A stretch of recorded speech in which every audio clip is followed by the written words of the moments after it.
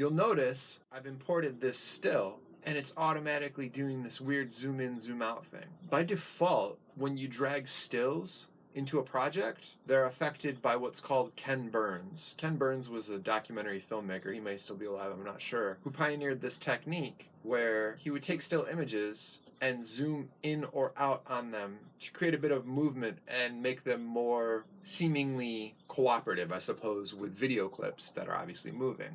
That effect is controlled through the cropping options. And so we'll move on now from the tabs over here to the different options you have located above the screen that shows your project. You start out with being able to control the color. There's an auto color adjustment feature. I don't use it because I understand the manual controls well enough, but if you don't get them and you're in a pinch, you can just click it and it'll change things to the way that it thinks they should look. If you make changes anywhere in any of these effects, you can either, depending on the effect, if you haven't committed to it, such as this, which requires hitting enter, you can simply hit escape. There's always Command Z, which is undo, I'm sure you know, and then there's this reset section. So if we were to auto change the color, you'd have to hit Command Z, or you can hit the reset. And there's two types of resets. There's reset all, which will change everything you've done with these effects, and then there's reset, which changes just the most recent thing you've done. So auto color, auto corrects your color.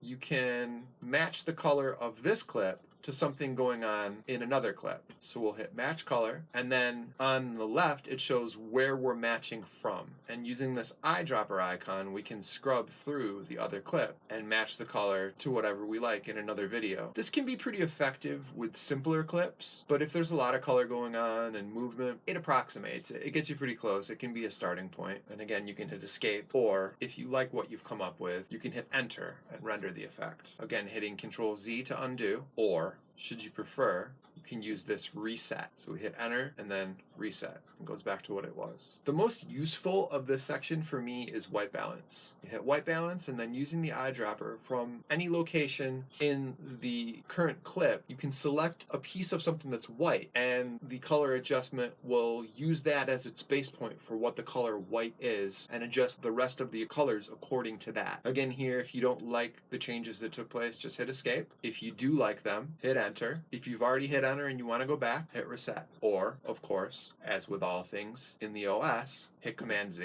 So say you've got auto color going on, and at some other point you've matched some color, and then you also used the white balance. So there's a lot of stuff going on now, and then you went into this palette icon and did some contrast and exposure adjustment and widened the dynamics and intensified the color saturation and warmed up the hue. You can reset all of those changes, which, as you see here in blue, these three different types of effects are in play, and it all goes right back to where it was.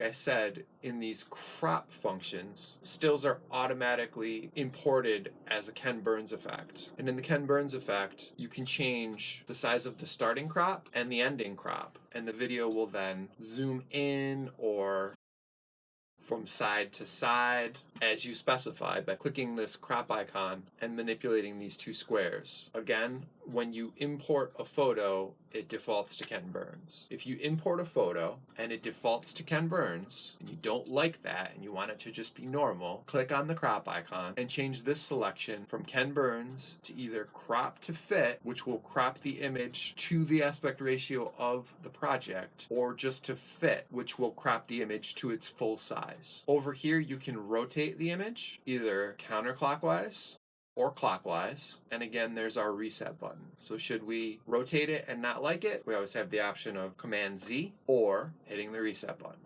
After the crop button, you'll see that a lot of this is grayed out. That's because these features don't really apply to still images. So we'll make use of this video clip. I'm going to turn this audio down so it's a little less abrasive. Now when we click on a clip with movement, with video, we have more options. There's this weird camera icon with the shaky lines. What that does is stabilize video. In order to demonstrate that, I'm going to get a different clip.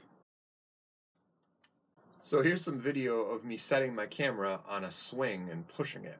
And you see that this is a decent sized clip, so now that I've imported it, this little circle is showing us the import progress. Depending on the file size, this will take more or less time. In this case, I've got an external USB hub with an SD card in it, and although it was a decent price, the transfer speeds are really slow. With a decently modern Mac, this is almost instantaneous with a small clip. This clip is 2 gigabytes. I think normally that would happen in about 3 seconds, were I to be transferring it over a faster protocol. So here we got this clip. It's moving. It's already been stabilized, so unlike raw video, the effect is not going to be as pronounced, but I'll still be able to illustrate what it does. You click this little checkbox that says Stabilize Shaky Video, and then it will tell you it's analyzing for dominant motion, and again, give you that little progress circle up at the top. Once it goes through the analysis, depending on how large and complicated the clip is, you'll get another circle, which will show you the progress of the actual stabilization. I don't imagine this is going to take very long. Oh, perhaps it will. So I'll fast forward through this as to keep your attention. So now that the algorithm has finished analyzing the video and rendered the stabilization, you'll notice that the checkbox is orange and there's a little slider next to it with a percentage. If we slide this, the program zooms in on the footage in order to render a greater deal of stabilization. But if the motion in the clip is more intense, it has to crop in further and in a direction that the size of the video won't accommodate. So you'll get these black squares. Something that can be done with that, which is kind of cool and creative, is to make use of green screening with multiples of the same clip or even different clips. But in the case of simple stabilization, you're going to want to avoid that because it looks kind of funky. So at 0%, it's the full-size clip, and as we intensify the stabilization, we edge towards a scenario where those black borders appear. So we'll just push our luck as far as we can until we wind up with them and see they're starting to show up. And here's the effect that it has on the clip. See how it sometimes rocks? That's what you're basically dealing with image stabilization. But when you use a clip, say that's fixed but maybe just vibrating a little, or a handheld static shot where obviously your hands aren't completely steady, it can be quite useful. Or in the case that you want to create a weird effect, some more intense movement like this will cause these black edges in the extreme if you intensify the effect.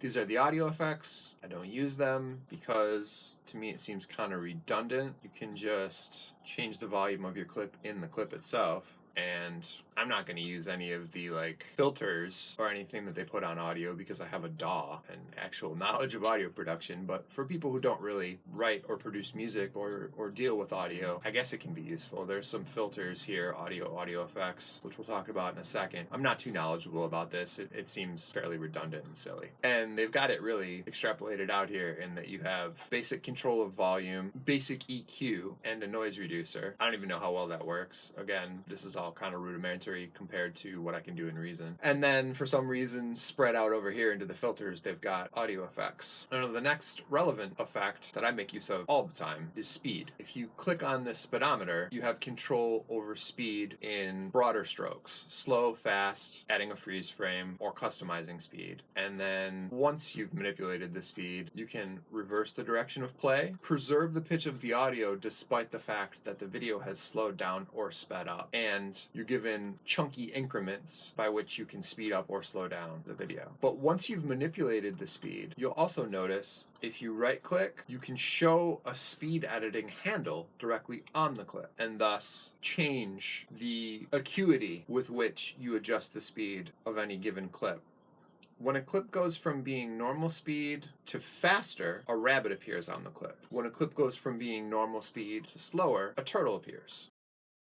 These are the filters. I do make use of the visual filters from time to time, but like I said, the audio effects, I'm not interested in them. I can't really tell you anything about them.